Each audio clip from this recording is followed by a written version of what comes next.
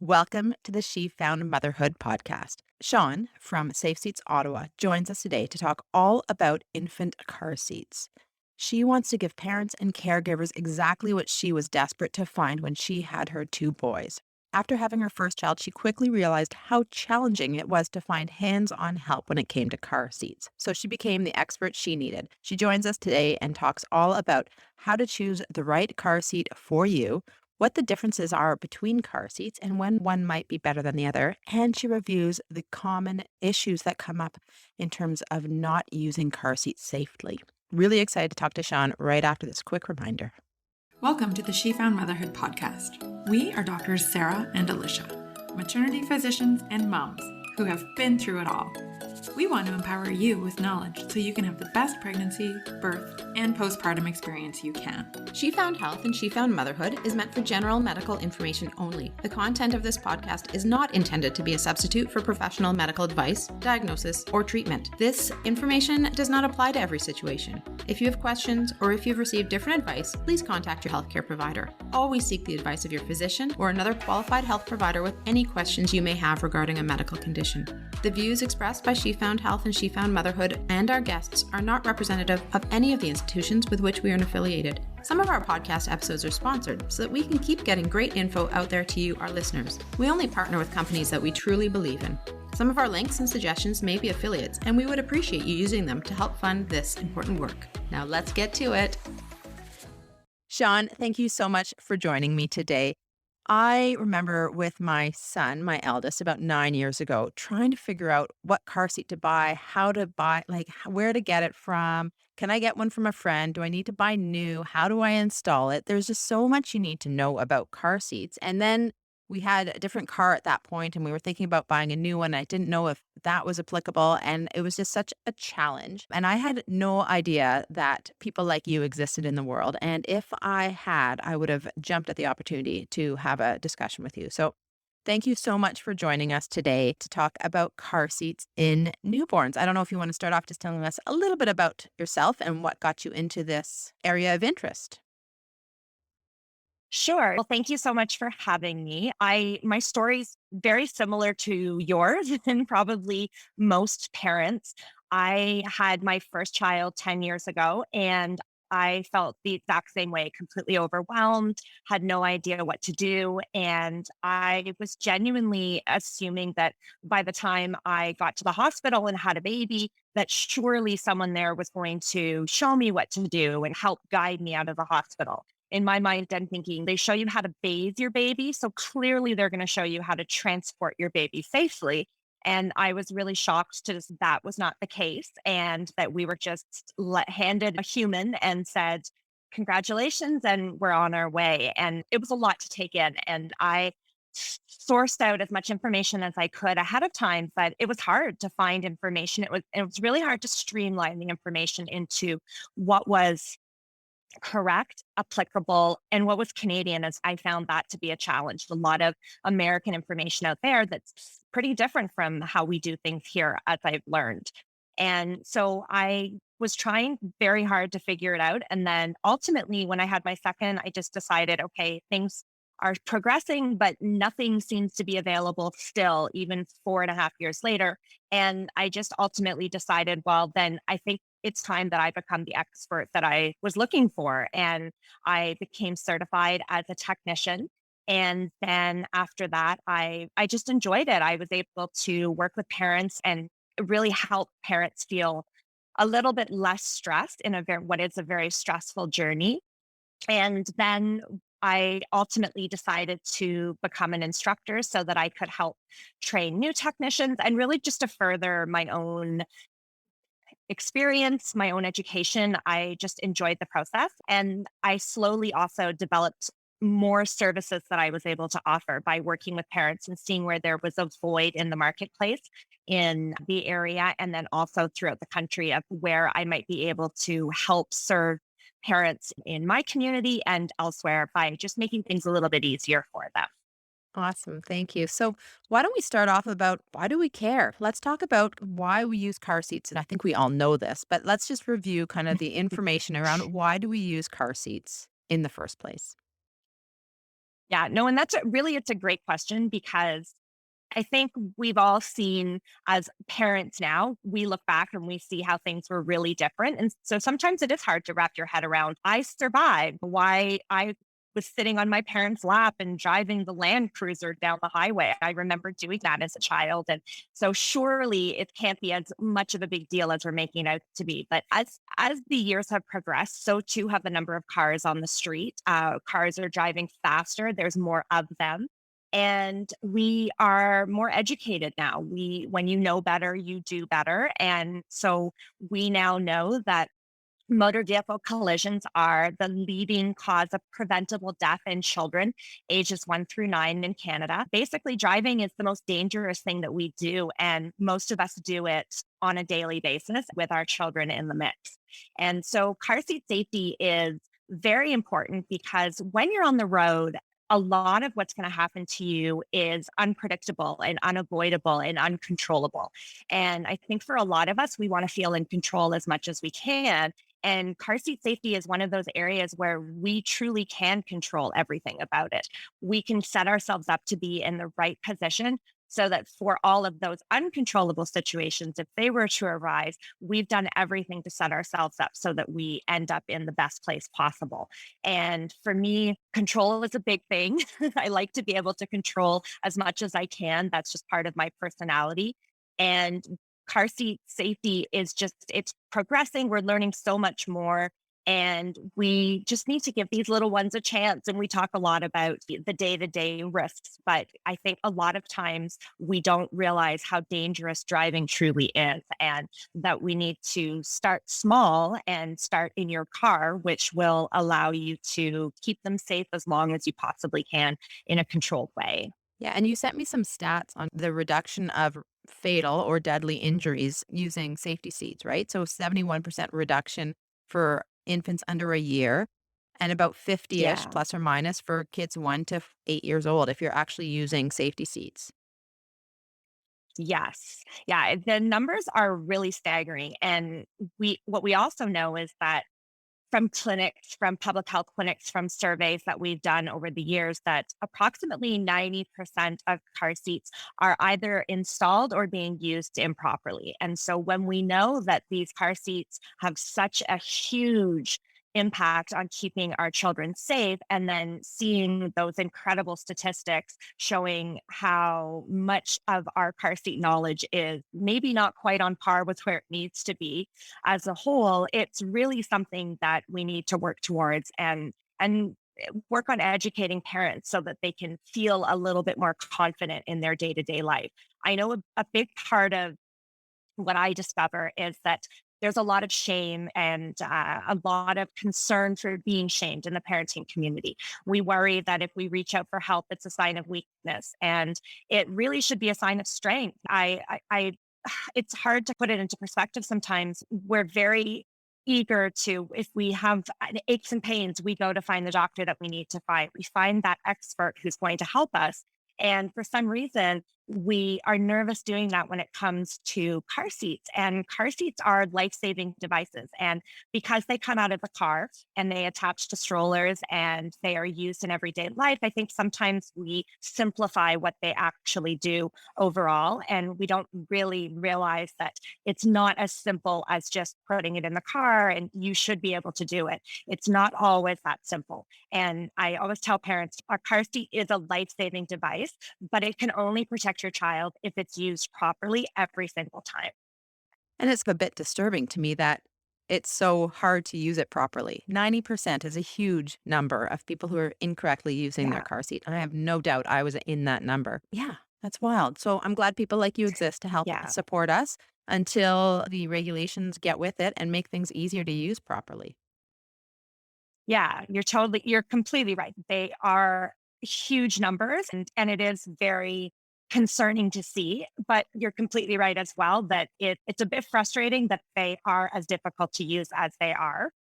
Thankfully, it's starting to get a little bit easier. So I think other than just having more people in that field that are able to help us, I think manufacturers are also starting to realize that It's time to really try to break things down for parents. And we hear a lot of times like, it's just a car seat. It's not rocket science. No, it's not. But sometimes I think some of us think that maybe rocket science would be easier than trying to get that car seat in the vehicle. So, yes, hopefully it'll continue the trend of making them a little bit more parent and user friendly. Totally. So why don't we venture on to what car seat should I buy? I remember being on mom's forums and saying, what should I get? And there everybody had a different opinion and a different answer as to what's the best car seat out there. So do you mind giving us a little bit of advice around how to choose a car seat? Absolutely. So, unfortunately, there's no simple answer with that. There's no one size fits all car seat. There's no one size fits all family, right? Everyone has different needs, different cars. And so, really, what we focus on when we're helping parents navigate choosing the right car seat is it needs to be the right car seat for you. So, it needs to fit your lifestyle, your budget, your vehicle, and your child properly. And I know I think sometimes that seems a bit like a bit of a kind of glossed over answer, but it really is true. What works for me isn't necessarily going to work for you. Children come in all shapes and sizes, just like adults. And so there truly isn't a one size fits all solution for everybody. What I really work on with parents is getting them to break down what their needs are first. And so if they have very specific needs, which a lot of parents do, including sometimes having that dreaded side by side installation that parents worry about, or multiple children filling every seating position. That can be a very specific situation. And then for me, I really try to get them to focus on what their budget truly is. Because I think as a society, I know myself, I really grew up being taught that cost and quality go hand in hand. And in the world of car seats, it's not always the case. So just because a car seat is more expensive. And when I say expensive, we can go anywhere from you could spend $100 on a car seat, you can spend up six, $700 on a car seat. And it doesn't always mean that most expensive car seat is that much is the top of the line in terms of safety. It doesn't mean that it's the right fit for you. We have some really expensive car seats on the market that aren't necessarily a great fit in certain vehicles. And so for me, I don't want parents to feel that they are restricting safety because maybe their budget isn't an open ended budget, just because they can't necessarily afford to spend $700 on a car seat, which, let's be real, that's a huge amount of money when it comes to a child and any type of device like that. It's a lot of money. And it doesn't have to be $700 that you put down. It doesn't sometimes even have to be $300 that you put down. Sometimes the best seat for you is the seat that is $100. And there shouldn't be any shame in that being what's an acceptable budget for you. And so I think in what I do, I really try to focus parents on figuring out what their needs are first. And then we'll find the best seat for them and work through things that way. Because I don't like that pressure of feeling like they have to spend a certain amount in order to protect their children. And I know for myself, I bought the most expensive car seat on the market. When I had my first, I quite literally bought the most expensive car seat I could find. And I was adamant that it's expensive, it's got to be the best. And I can tell you that it was not the last car seat I purchased. In fact, it was just one of many. And looking back, I wish that I had not focused so much on cost and focused more on what the seat was giving to me and how the seat was going to function in my day to day life rather than thinking that the price tag was going to be indicative of getting the right seat for me. So for me, I really try to focus on lifestyle and what the parents' needs are first. And I think that also helps keep some of those used seats from being purchased because I think there's a lot of parents who would sadly rather buy a used car seat off of Kijiji, Craigslist, rather than spend the money that they have in their budget to get a seat of quote unquote lesser value off the shelf new. And that's something that I really want to work towards fixing essentially. Yeah, and we are not supposed to be using used car seats, correct? Yeah, there's a little gray area in that. So I always tell parents that if you are going to get a used car seat, you want it to be from a trusted source. So you want that person to be someone that you would trust with the life and the safety of your child, because that is essentially what you're doing. And I can tell you, I made all the mistakes for my first. Every single one of the things that I tell parents not to do or to avoid, I did every single one of them. We bought our car seat off of Kijiji from basically a stranger. And I bought it because I had read that brand was a really great brand. And I had no clue that a car seat was not something that you should thrift. I was thrifting everything else because I was very much still am into that kind of process. And I just assume if I can purchase everything else for my child secondhand, why not get a pre-loved car seat? And looking back now, it's, oh my gosh, of course, now it makes so much sense why I shouldn't have done that. But at the time, I didn't know. And I now, that's not to say that getting a car seat from a trusted source, from a friend, from a sister, from someone that you care about and that you are comfortable knowing that you have the same views on how it's been washed and that you can really trust them with the safety of your child, that's a different story. And I actually encourage that if you're able to pass your seat on to someone after you're finished with it, fantastic. Keep it out of the landfill. We don't have a lot of recycling options in the country at this time for car seats. So everywhere we can pass them along and reuse them is excellent, but it just needs to be from, like I said, someone that you would trust the life and safety of your child with, because that's what you're doing. Yeah. And if your car seat has been in a car accident, it is no longer safe. So that's where I was coming from. So exactly, you're right. If the person who's gifting it to you or selling it to you, and you know that they would be honest with you if your car was in a car accident or that seat had been damaged in some way, then 100%. But if you do not know that person or Yeah. you don't know the history of that car seat, then please, please do not do that. Yes. Yeah. Yeah, absolutely. Yeah, you're completely right. Yeah. And the other thing we mentioned a couple times, but other things you really need to take into consideration is what kind of car do you have? Because certain car seats do not fit rear facing in certain cars. And also, what kind of strength do you have? Because let me tell you, you are going to be lugging that thing with your child everywhere. And so sometimes the lighter car seat is going to be better for you and your family because it's not going to cause you injuries if you don't necessarily have the most upper body strength, or the ergonomics or the way that you can carry a car seat is also really important. So those are a few other things just to take into account when you're purchasing or when you're looking at car seats. So when should people start thinking about car seats? What do you usually advise if you were like a fairy godmother and you could tell people when to start looking? What would you suggest to them?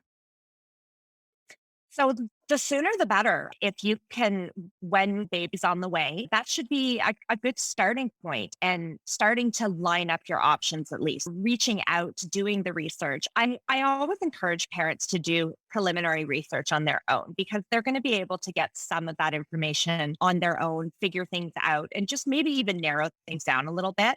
And especially if you have a particular stroller system that you're working with, your stroller, if we're talking about infant seats, your stroller, you're going to be using that stroller for years. The infant seat is a very small piece of the puzzle in terms of longevity and amount of use. So you're going to be using that infant seat for approximately a year, but that stroller is going to be used much longer. So maybe look towards the stroller system first and then narrow down your options from there. Unless you have a really specific situation where you know that you don't have all the options in the world, maybe that isn't the best step to take. But the sooner the better so that you can start planning. From there, I really encourage parents to reach out to a child passenger safety expert, a technician, someone in their community who can maybe help answer some of the specifics about how that seat will sit in their car. Because as you said, not all car seats fit all cars. They're not created equal. And some car seats will appear to be very compact on the shelf in the store. And then you put it in your car, and that thing is huge. And you might not be able to use the seat in front of it. And unfortunately, lots of parents that I meet that are driving around in the back seat of their car thinking that they're never going to be able to use the front seat again because their infant seat, for example, was so big that they weren't able to use their front seat comfortably or safely. And they're shocked to learn that there are other options that in fact will open up their car for more use and allow them to sit back up front like an adult again. So trying to work with an expert in the field. Sometimes your retailer will have someone there who can help you, but most of the time, be cautious about how much information you rely on getting from the retailer themselves, because a lot of times these big box stores, they get a little information about a lot of things. And so for them to be an expert on every single thing in their section, it's really not a reasonable assumption. And unfortunately, they will sometimes just not have the answers to your specific questions. So they're definitely a good resource, but we like parents to get resources from a bunch of different places so that they're able to get all of the correct information. And then in terms of installation in the car, I would say anywhere around the 34-week mark is a good time to start getting that car seat prepared in the vehicle, because babies come when they're good and ready. You never know. Sometimes that is that. Exactly. Sometimes that is 35 weeks and sometimes that is 42. So it really depends on your situation, but sooner is always better so that you're not rushed and feeling stressed, and you can get it all set up. And then that way you also have a nice amount of time to practice with the seat as well. So meeting with someone who can help go over the seat with you, help with the installation, but also help with the in and out daily use of the seat, and then give you something that you can practice before baby arrives so that you're able to really get comfortable with that seat and it's not the first time you use it. We did that with our second, believe it or not. It was so we picked that seat up the day we brought that baby home from the NICU. So it was a very last minute purchase and decision. And I highly regret doing it that way, and would encourage parents not to do it that way if they have any ability in any way to prevent it. Yeah. So why don't we talk a little bit about the different kind of types of car seat, infant seat versus a convertible seat. And in terms of an infant seat, those with a base and those without. Do you mind doing a little bit of a breakdown of pros and cons and why you might choose one over another? Absolutely. So there are two main types of car seats that will accommodate a newborn: an infant seat, which is often referred to as a bucket seat, that comes either with or without a base now, and a convertible seat or multi-mode seat. And a convertible slash multi-mode seat, they are the car seats that are installed in the vehicle and that remain in the vehicle. And they will have multiple modes that you can use them for. Whereas an infant seat is only going to rear face in your vehicle, and it's one that is able to be taken in and out of the vehicle with its use of its convenience base. Both types of car seats are great options for parents. So a lot of misunderstandings happen from thinking that you need to have an infant seat in order to bring a baby home from hospital, birthing center, or just in for daily use. And the truth is you don't. You can use a convertible seat from birth so long as it's the right convertible seat and you're able to get a good fit on that newborn. But not everybody is aware of that. And sometimes thinking that you need to have an infant seat is a requirement of leaving the hospital. Not true. I always tell parents that baby's yours. You can take that baby home. And sometimes parents don't drive. Sometimes parents walk to the hospital. So there is no legal requirement of leaving the hospital with a car seat. There may be a hospital policy about that, but there's no legal requirement. There's a legal requirement that you have a car seat to be in a car with a child, but not to leave the hospital. And so oftentimes for some parents, having a convertible seat is what's best for them, for their newborn. The biggest difference between the two in terms of fit to child are that infant seats are truly designed more with infants in mind. So oftentimes you will get a better fit for smaller babies in an infant seat versus the fit that you would get in a convertible or multi-mode seat. So sometimes there is a reason to go with an infant seat other than just the convenience option. And they are very convenient. So don't get me wrong. I use them for both of my kids and would do it again in a heartbeat, but it isn't always the best situation or the necessity for every family. And the fit is really what's ideal. So that goes back to, again, just making sure that you're getting the right seat for your family, for your child, for your car. And then the big difference between having an infant seat with a base and one without, most infant seats on the market nowadays have a base that come with it. There is currently one that does not come with an actual base. And that is a newer trend. But car seats, for the most part, infant seats can be installed either with or without the base. Not all. I always say that car seats are a lot like French verbs for anyone that speaks French. There's the rules and then there's the exceptions. And sometimes the exceptions are greater than the rules. And car seats definitely fall into that category. So, with your infant seats, the vast majority of them out there can be installed with or without the base. And then there are like that one that happens to come without a base. And sometimes having a car seat that doesn't have a base or not using that base is actually a better fit for parents who maybe don't have a car that they own. Maybe they do ride share or car share programs, or they Uber a lot of places. And so they need the car seat for their child, but they don't necessarily need to install the base. And so sometimes that's a better fit for them. And thankfully, manufacturers now are starting to acknowledge that there are all sorts of different types of families with different needs. And that's where the different car seats fall into to basically that work better for different families. So whatever works best for you is really what it's going to come down to. And sometimes that's an infant seat. Sometimes that is a convertible seat from birth. It really depends. I am going to say one thing though, because I got the convertible seat for my first and quickly Yeah. thereafter went and got a good old bucket seat because those babies sleep a lot and they sleep a lot when you're Me too. driving. And it's really a shame to wake them up from their little nap when you're having to get them out of their car seat rather than just picking up the bucket and bringing it in. Now, you should never leave a child unattended in a car seat sleeping, whether or not they're in a bucket or a convertible. However, if you're there, you put them on the counter and do your thing while they're having their nap, and you don't have to wake them up. So that is my little piece of advice to all of you out there. Hey, Sarah, Yes, Alicia. did you have any problems with newborn sleep? Oh my gosh, I sure did, especially with my first. Me too. I wish I'd known more about what to expect going into it. I know, and I wish that I had known to create a sleep plan with my partner. I know. How can you support each other to get the sleep that you need while supporting your little baby? Totally. So guess what, guys? That's why we created the Newborn Sleep 101 course. In this course, we discuss what does newborn sleep look like and how can we help support that sweet little baby to become the best sleeper they can. While also supporting you and your partner as you navigate this complex, sleep-deprived time. We talk about how to set up your nursery or your bedroom to optimize both your sleep and your newborn sleeps. And we also start talking about how you can start implementing routines and schedules into your day and your newborn so by the time they're 3 or 4 months, it's well established. Because guess what? That's when they start to really need it. If you're interested in learning more, head to our website, www.shefoundhelp.com/courses. We hope that you get better sleep than we did.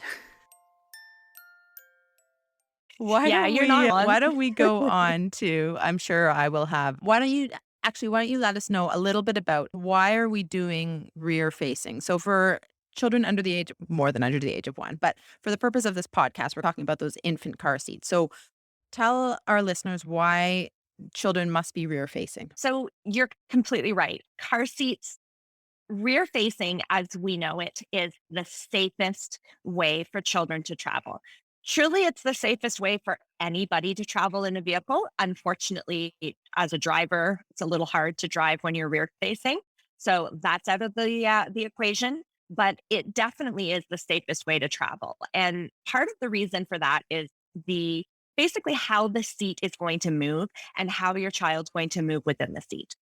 So when we're dealing with our little ones, so newborn, small infants, just small babies in general, they are very much underdeveloped in terms of their muscular strength and their skeletal strength. And we have babies who are born with disproportionately large heads and very weak or almost non existent neck muscles.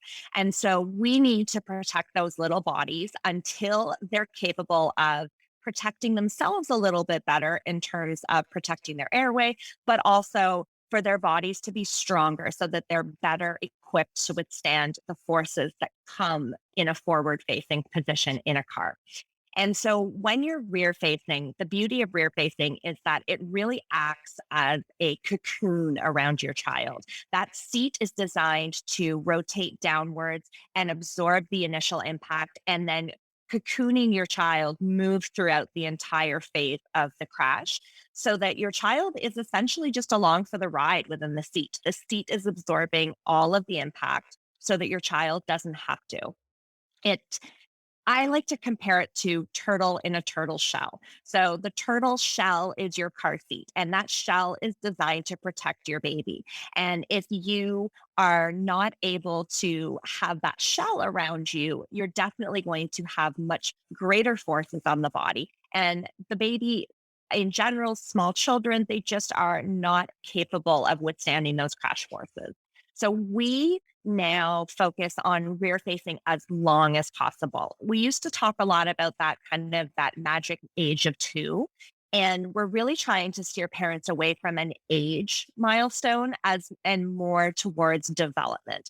So we know that the spine develops with age and it has nothing to do with the size of the child. So a 2-year-old that's the size of a 4-year-old still has the spine of a 2-year-old. Doesn't matter if they look big or even if they are big. We care about that spinal development. And short of you getting a bone scan done on your child and perhaps other types of testing that you can do, you're not going to know at what stage your child's spine is developing. When they're born, they have a lot of big open spaces and a lot of cartilage that makes up the spine. That's why everything stretches so easily. And that's why kids can sleep in those crazy little positions that look incredibly uncomfortable to an adult because they're very bendy, they're very flexible. And that's great for a lot of things, but it's not great for protecting their spine. Until they're about 2, the spine hasn't started developing in turning into bone, the process of ossification. And so that's why we focused initially on that kind of magic number of 2, because we know that's when things start to develop. But we're really trying to steer parents more towards just keeping their children rear facing as long as possible up to the maximums of their seats or limits of their seat. And for most seats on the market, that allows us to keep children rear facing up to 4 years of age, if not older. We now have car seats that will rear face up to 50 pounds and 49 inches, which is fantastic. And it will allow you to keep even heavier, bigger children rear facing as long as possible so that it gives their chin body a chance to really catch up so that they're a lot stronger and able to withstand those forces. I usually tell parents to aim for the age of 3 if they're really focused on a number. And the reason I give 3 as a reference is that through testing, we know that by age of 3, there's about a 50% chance that your child has had ossification of the C3 vertebrae. And the C3 vertebrae is the area of the body that's most commonly injured in a motor vehicle crash. So using that information is one way to help parents understand that that process of ossification is a long one and there's no rush and we don't need to quickly move them through the different stages. Let them be little, let them stay rear facing as long as you can to give them the best chance possible to survive the worst possible situation. Awesome. I think that's a really important message. So we've gone through a lot of stuff, and I'm going to ask you, you sent me a whole long list of common mistakes people make in terms of using car seats, and we do not have enough time to go through it. It's really quite incredible. So I would like you to choose your top 3 ones that you would like Okay. to tell our listeners about. Okay. So I think the first one is probably what most people would assume, and that's that the car seat is either not installed correctly or not installed securely. So either the installation is too loose, the installation is incorrect, meaning they're using multiple installation methods, which are not permitted by the seat, or even the angle is incorrect. Those ultimately, the car seat is only as good as it is being installed and used properly. And we need it to be installed exactly as the manufacturer states and explains in the manual in order for it to function properly. So it's definitely up there as one of the top ones, and usually a very fixable solution or problem, I should say, as well. I'd say that the second most common or maybe even tied for first, is improper harnessing or the harness being too loose. So either the harness being incorrectly positioned in relation to the child's shoulders. So for rear facing, you always want that harness to be either at or coming from below baby's shoulders so that it can round the shoulders. I tell parents, think backpack. It's going to round your baby's shoulders the way a backpack strap does to keep them down and in the seat. We want the seat to do the moving. We want your child to move very little, if at all, within the seat. And we know that as that seat initially rotates downwards, there's going to be that pull for your child to move upwards in the seat. We need to ensure that they're not moving too far upwards because we know that the more a child moves within a car seat, the greater the chance of injury. So a lot of times parents are very concerned with newborns, especially that we're going to do the harness up too tight. And while it is physically possible to do the harness up too tight, it's very unlikely that you will do the harness up too tight. Far more likely that you'll do the harness up too loose and allow too much movement for the child. So I always explain to parents that the harnessing is as important as the installation. In fact, if you're going to be dealing with an infant seat that's moving in and out of the car, I'd say the harnessing is perhaps even more important because the harnessing is what's positioning your child correctly in the seat so that the seat can do its job properly.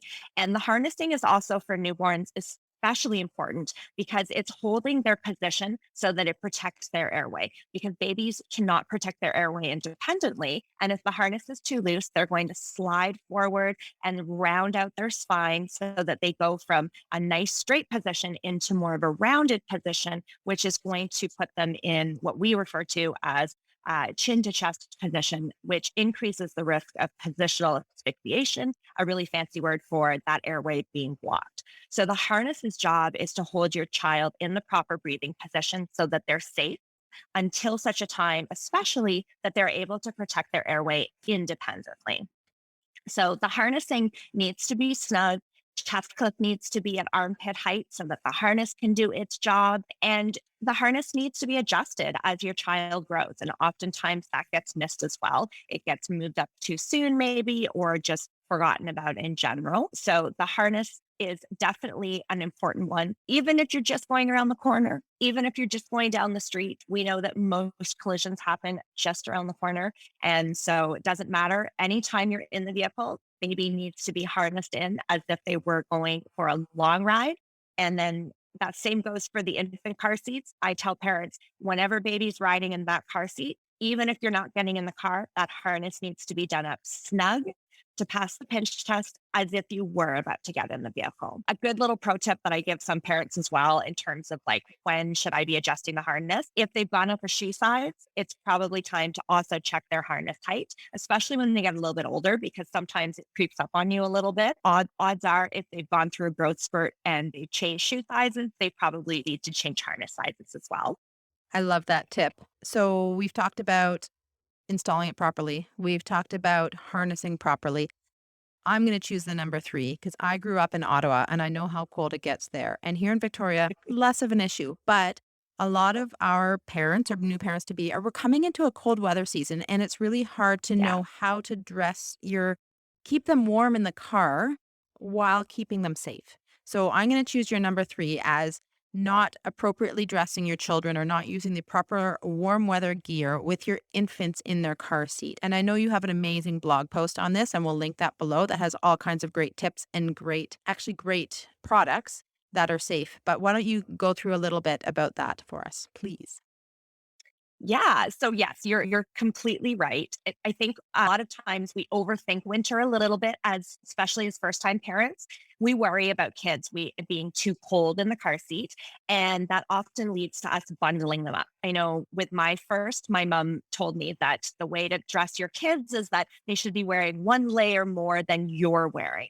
And if I were to do that, my kids would be sweating profusely nonstop. I run cold, my kids run hot. So, not always the case. It's really important that the harness is secured and snug to the body of your child and not to what they're wearing. And unfortunately, in the colder temperatures, it's a little challenging because we worry about them getting cold and we have a tendency to overdress them in the car seat.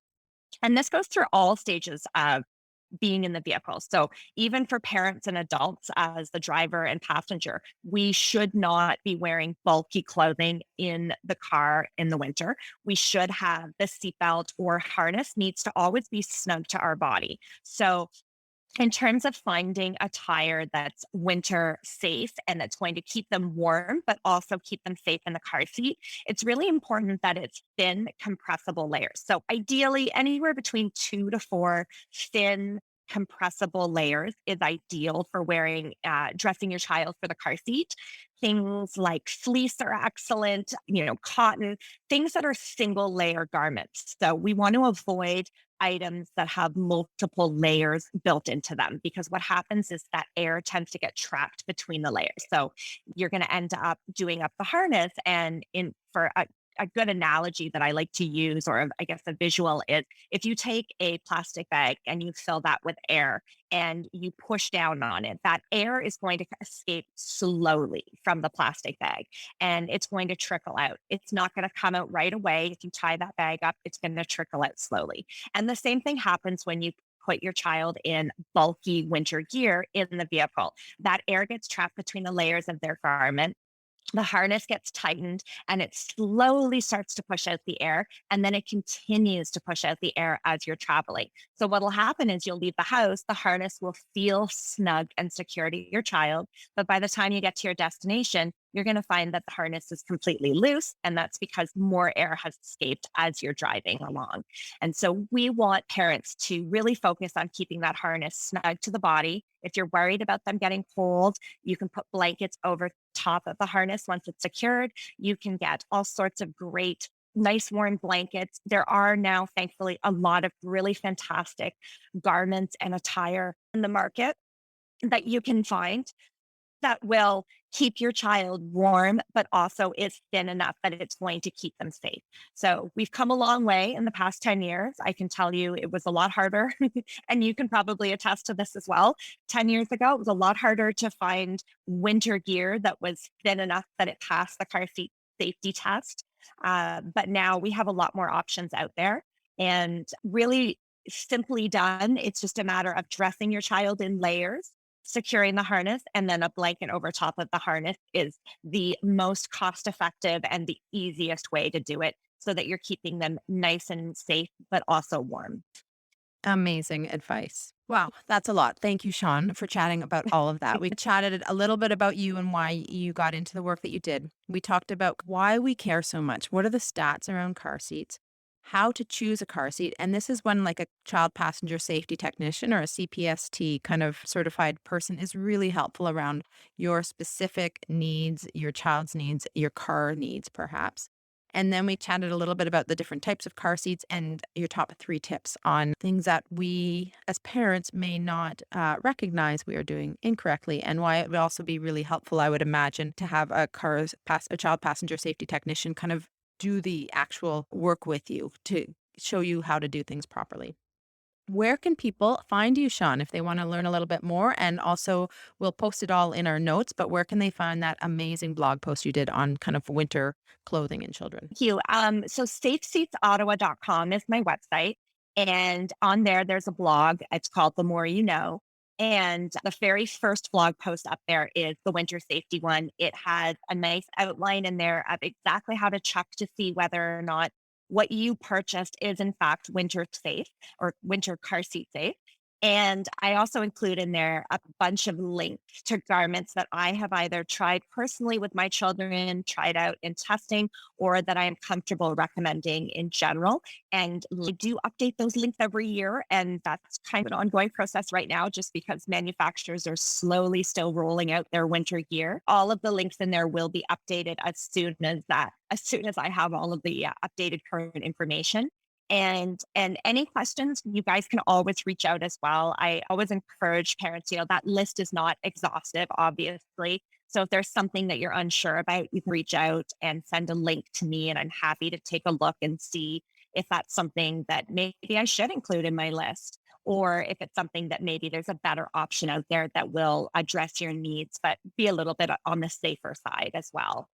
Awesome. And you're in Ottawa, so anybody in Ottawa can touch base with you around in person or virtual/in person outside of Ottawa, can people get a hold of you virtually if they want your advice on car seats, or would you recommend, how would people get a hold of Yeah, a absolutely. Yeah, so I actually do work with a lot of people outside of the Ottawa area. Virtually, I do virtual consult.